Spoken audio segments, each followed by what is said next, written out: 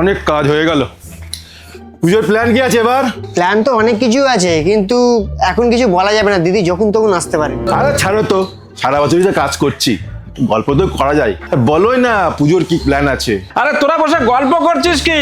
ওই ম্যাডাম যদি এসে দেখে না, কিন্তু একদম অসুরবাদ করে ছেড়ে দেবে, কিন্তু ওই রিলিজ দেখা বের করে দেবে তখন, কিন্তু বলে দিলাম। A few moments later.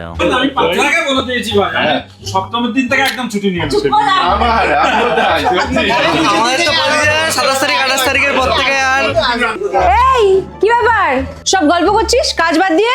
না দিদি, এমন কিছু নয়। পুজোর ছুটিটা কিভাবে কাটাবো ওটা নিয়েই আলোচনা করছিলাম। ছুটি? ছুটি কিসের? আমি নিজেই কোনো ছুটি নিই না, তোরা আবার কিসের ছুটি নিবি? ধুর ভাল লাগে না, ছুটি নেই, খালি কাজ আর কাজ, থাকবোই না এখানে আর। কি আবার মুখে মুখে তর্ক? মুখো মুখো অসুরের খেলা হলো শেষ, দুর্গার আশিসেতে ধন্য হলো দেশ। Very good, very good. নমস্কার, আমরা পৃথা ক্যাবিনেট। আমাদের এই ভিডিওটি আজকে করা মায়েদের জন্য।